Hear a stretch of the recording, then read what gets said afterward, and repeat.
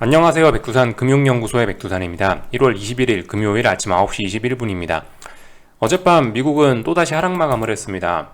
아침에 일어났는데 사실 좀 깜짝 놀랐어요. 이게 왜 이렇게 빠져있지? 라고 하면서 좀 개인적으로 좀 놀랐습니다.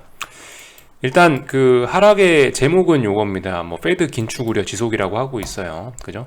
계속 긴축 우려. 틀린 말은 아니에요. 투자자들이 긴축을 우려하고 있는데 그런 긴축 우려가 하루 만에 사라지겠습니까? 그죠? 긴축 우려는 계속 지속되고 있는 거죠. 분위기가 안 좋다라고 표현을 할 수 있는 거죠. 그런 분위기 때문에 하락했다라고 보면 될 것 같고요. 제가 지금 이제 분위기 때문에 하락을 했다라고 표현을 드렸는데, 그럼 실질적으로 금리가 어떻게 됐냐를 살펴봐야 되겠죠. 실질적으로 이제 금리는 어젯밤에 하락을 했다라는 겁니다. 그죠? 10년물 국채금리 지금 보고 계신데 장대음봉 나왔죠. 2년물 국채금리도 하락 마감했죠. 그러니까 어젯밤 같은 경우는 이제 객관적인 숫자로 놓고 보면 긴축 우려는 조금이나마 감소한 겁니다. 그죠? 근데 분위기가 안 좋아서 빠졌다라고 볼 수 있을 거예요. 그럼에도 불구하고 긴축 우려 지속이라고 써놨으니까. 경제지표는 특별한 거 없었거든요. 경제지표는 보시면 어제 어디 갔더라? 제조업 지표 그럭저럭 괜찮게 나왔고, 이니셜 잡리스 클레임 그냥 그럭저럭 딱히 이상하지 않게 나왔습니다. 이런 지표들은 제가 봤을 때 딱히 영향을 미친 건 없고요. 어제 결과적으로 영향을 미쳤던 거는 그거죠. 금리와 인플레 우려 이런 거였는데, 어쨌든 금리 떨어졌는데 주식시장이 같이 급락했다. 이성적으로 따지면은 좀 말이 안 되죠. 이성적으로 따지면 어때요? 금리가 올라가야 주식시장이 하락하는 게 이성적으로 논리적으로는 맞는 거잖아요. 근데 어젯밤은 논리적으로는 맞지 않죠. 그래서 한편으로 이런 표현도 드릴 수 있을 것 같아요. 어젯밤 미국 주식시장은 약간 언더슈팅을 했다 라고 좀 그렇게 좀 생각이 좀 되기도 합니다. 그렇게 이야기할 수 있을지 모르겠어요. 어쨌든 제가 어젯밤 영상에서 계속 말씀드렸던 게, 미국 주식시장도 이제 슬슬 좀 쉬어가는 게 좋지 않겠냐, 양봉 하나쯤 보여주고 좀 적당히 반등을 하면서 좀 에너지를 좀 충전해주는 게 좋지 않겠냐, 하락 에너지를. 그런 이야기를 계속 드리고 있는데 충전이 잘 안 되고, 충전을 안 되고 계속 방전만 시키고 있는 이런 상황입니다. 그런 와중에 하여튼 그죠, 어젯밤에는 금리가 떨어졌는데도 주식시장도 같이 떨어지니까 약간 좀 제 입장에선 좀 싸하긴 합니다.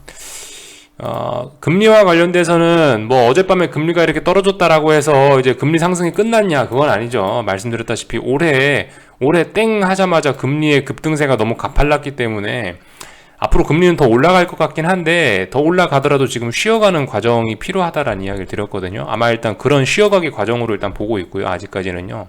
금리는 더 오를 것 같다. 다만 쉬어가는 게 필요하다, 이런 이야기를 드렸고, 하여튼 그래서 어제 금리는 잘 쉬어갔죠. 금리는 잘 쉬었어요. 근데 주식시장이 쉬지 않고 빠지고 있네요. 그래서 약간 언더슈팅 이런 표현을 제가 좀 전에 드렸는데, 하여튼 주식시장 이 악랄한 이 주식시장은 여러분들이 숏을 추격 매수하기만을 아마 기다리고 있을 겁니다. 뒤통수 안 맞도록 진짜 조심해야 되는 그런 자리들까지 이제 내려왔죠. 제가 계속 요즘에 나스닥을 보면서 말씀드리는 건데, 중요하게 생각했던 라인까지 어젯밤에 터치를 했어요. 지금까지 이런 라인들을 제가 세팅을 크게 3개만 해놓고 있는데, 중요한 자리라고요. 이런 자리들은 진짜 중요하다고요. 근데 이제 어젯밤에 14,700이라는 자리까지 일단 터치를 했습니다. 14,700이 왜 중요하냐? 241선 지나가고 여기 직전 저점 부근이니까 중요하다라는 이야기를 드렸거든요.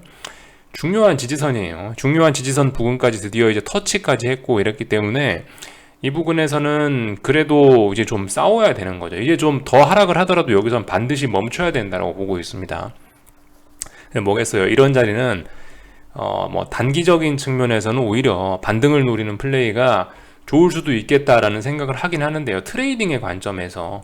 근데 아무튼 단기적인 트레이딩의 관점에서는 그럴 수 있다라고 생각을 합니다만은, 근데 어쨌든 어젯밤 하락은 분명히 의미가 있긴 있거든요. 어쨌든 어젯밤까지도 반등을 못하고 하락했다라는 건 무슨 이야기입니까? 지금 나스닥이 여기서부터 해고 여기까지 이렇게 하락 현자로 쭉 빠진 거잖아요. 어쨌든 이 하락이 세니까 여기까지 내려온 거예요. 그만큼 하락세가 강하다.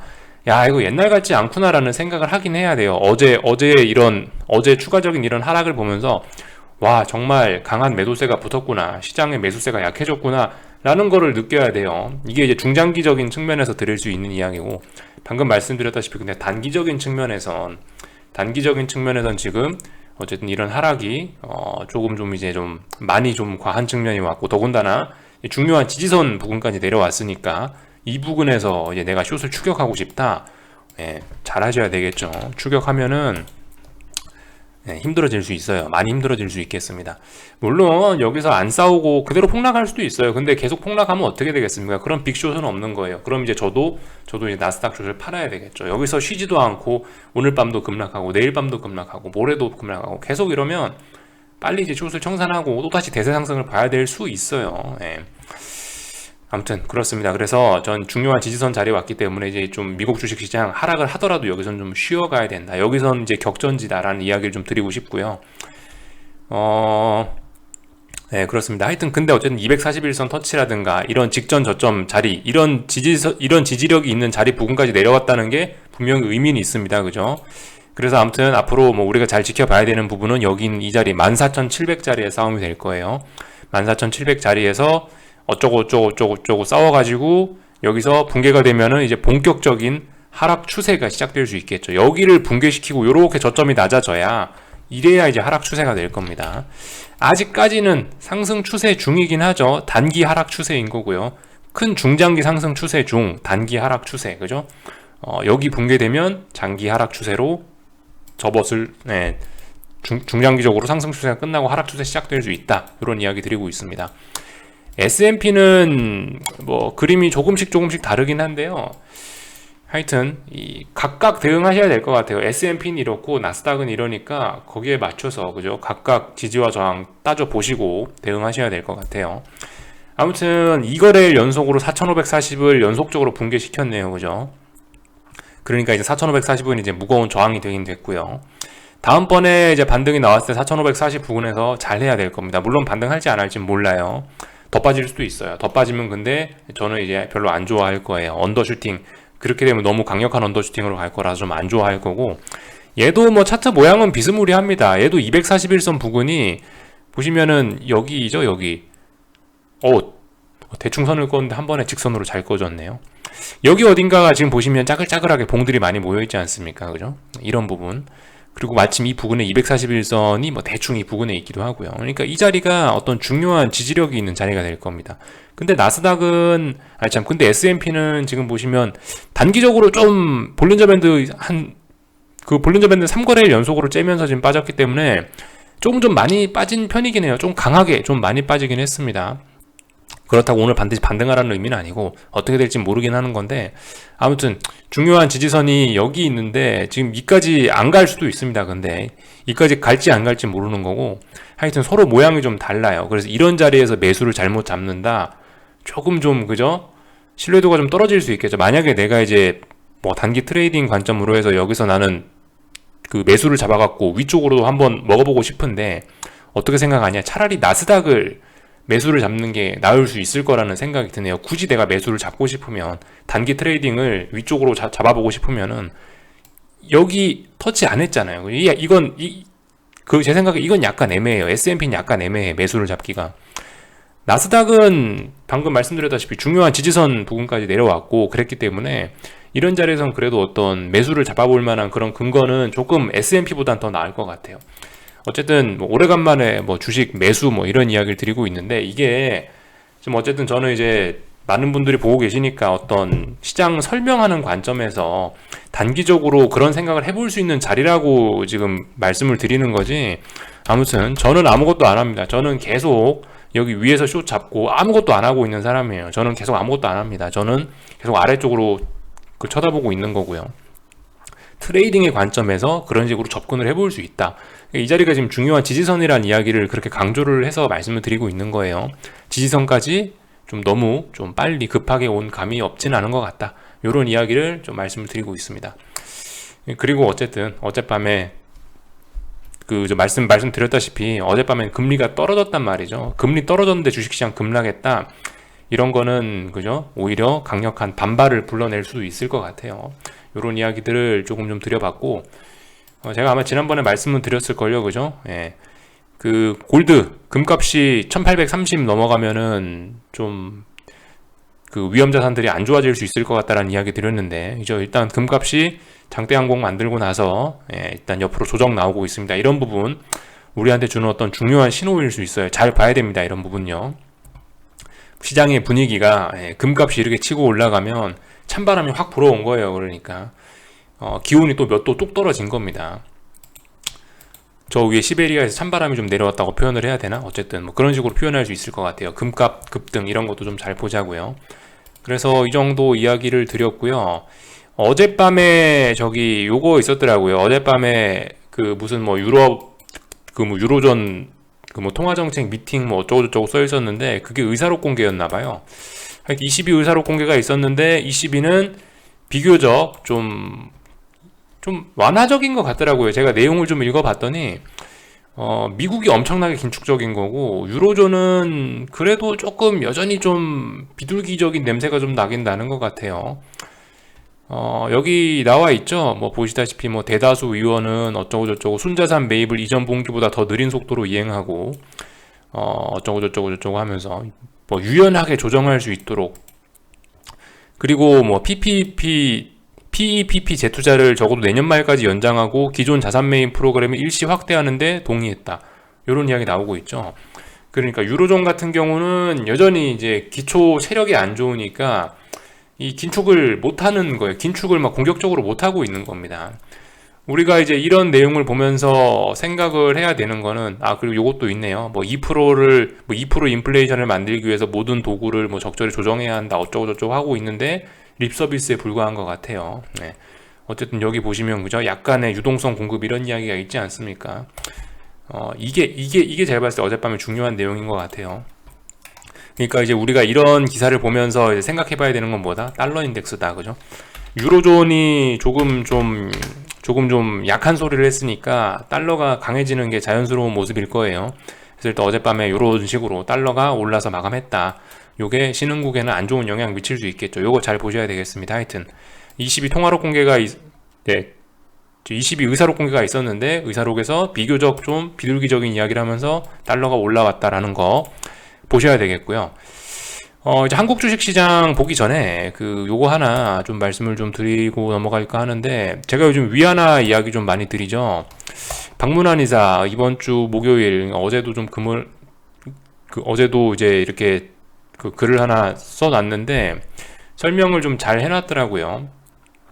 여러분들 직접 한번 읽어보시는 거 한번 추천드릴게요. 물론 이 사람이 주장하는 의견은 의견으로 그냥 받아들이시고, 이 사람이 우리들한테 설명하는 그 아이디어들, 그러니까 설명하는 그런 사실들 있죠. 그런 사실들은 여러분들이 그냥 어떤 필터링 없이 다 받아들이셔야 되는 거고, 이 박문환 이사라는 사람이 이야기를 해갖고 어떤 주장을 할 거 아닙니까? 개인적인 사견을 덧붙여서 어떤 주장 같은 걸 할 텐데, 주장은 좀 걸러 들으셔야 되겠고요. 그죠?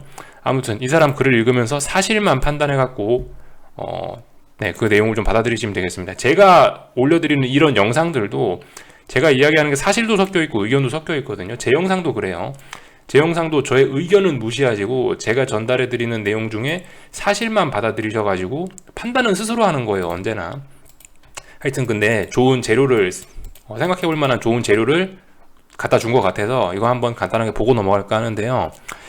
일단은 대략적인 제가 이해한 내용만 조금 좀 말씀을 드려볼게요.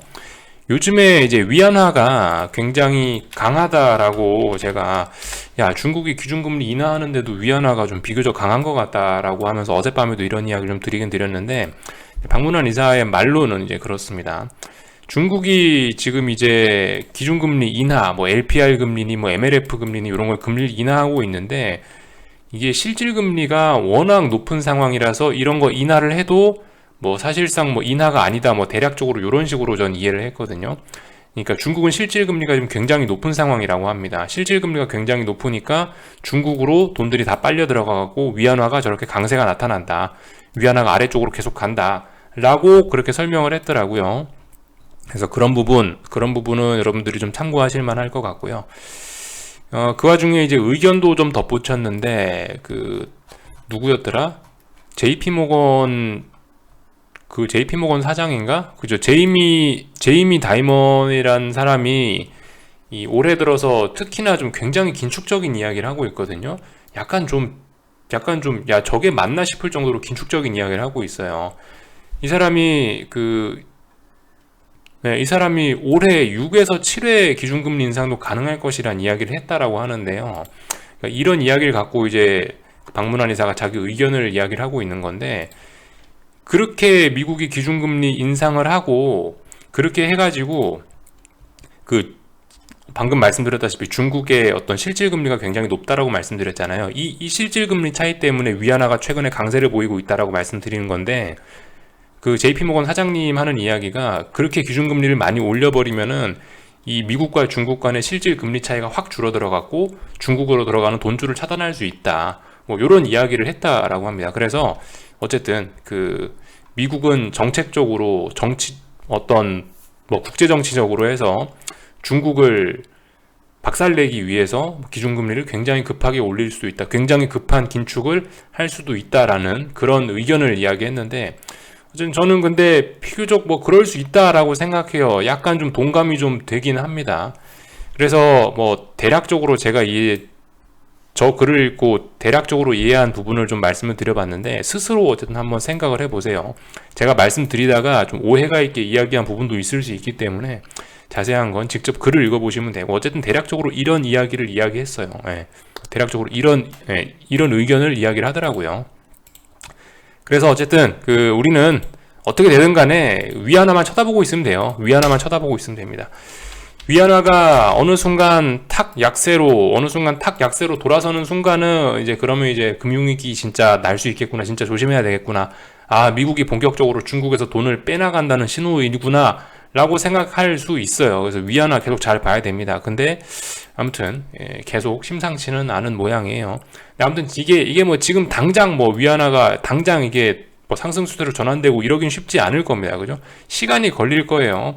지금 이평선들이 어떻겠어요? 어쨌든 계속 전부 다 역배열일 거 아니에요. 지금 이런 상황이면 역배열이고, 어떤 기술적 지표를 띄워놔도 머리 위에 저항이 많고 구름대가 여기 있고 이럴 거 아니에요. 분명히 전환되는 데는 몇 달 정도의 시간이 걸릴 거고, 또 그리고 그죠? 사실 그리고 지금 이게 생각을 해봐야 될 게, 미국이 아직 기준금리를 올리지 않았다는 것도 생각을 해봐야 되겠죠? 미국이 본격적으로 기준금리를 올리기 시작하면 그제서야 이제 위안화가 반응할 수도 있겠다라는 생각이 좀 들긴 해요. 그래서 아무튼 이런 점들, 위안화와 관련돼서 저도 좀 약간 좀 궁금한 점이 있었는데, 이 글을 보면서 어느 정도 좀 해결된 부분도 있고, 그래서 어쨌든 요거 한번 살펴보시면 좋을 것 같습니다.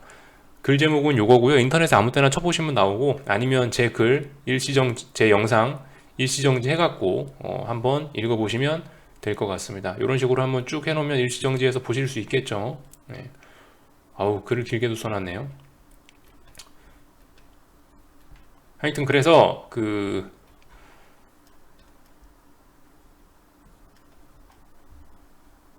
일시정지 해갖고 대충 보시라고 제가 이렇게 슬슬 지금 천천히 넘기고 있고, 한국 주식시장 이야기를 할 건데, 한국 주식시장 같은 경우 어쨌든 계속 말씀드리지만 좀 중요한 자리에 와 있죠. 그죠? 중요한 자리에 와 있어요. 코스피 같은 경우는 이제 어제 반등이 오히려 좀 약간 독이 된 그런 측면은 좀 있긴 있겠네요. 그죠? 어제 밤 영상에도 사실 그런 이야기는 드렸는데, 이게 이렇게 변동성을 죽인 게, 반등을 하기로 마음먹으면 이게 굉장히 좋은 반등이 나올 수 있는 건데, 반등에 실패하면 이게 굉장히 무거운 저항이 돼버릴 수도 있는 거거든요. 근데 일단 또 무거운 또 저항이 돼버렸습니다. 여러분들 그렇다라고 해서 지금 여기서 그대로 가네, 이거 또 숏을 추격해야 되나, 그렇게 접근을 안 하셨으면 좋겠어요. 저는 개인적으로 이렇게 보고 있는 거예요. 지금 선물이 380이 있잖아요. 여기가 380이라 칩시다. 380이라 치면은 지금 이 부근에서 버벅버벅 하고 있다가 지금 이렇게 빠진 거 아닙니까? 더 빠질 수도 있어요. 더 빠지지만 언젠가 어쨌든 올라와서 다시 이 부분을 테스트할 거라고 생각을 해요. 그렇기 때문에 다음번에 올라왔을 때 잘하면 된다는 생각입니다. 어쨌든 지금은 여기서부터 이렇게 빠지던 여기 위에서부터 빠지던 이 하락 파동이 아직도 진행 중인 것이라고 보는 게 맞을 것 같아요. 그래서 지금 반등다운 반등은 한 번도 없었던 거죠. 그래서 다음번에 반등이 나오면 이 부분에서 잘했으면 좋겠습니다. 어쨌든 저는 일단 이런 식으로 생각을 하고 있는 거고,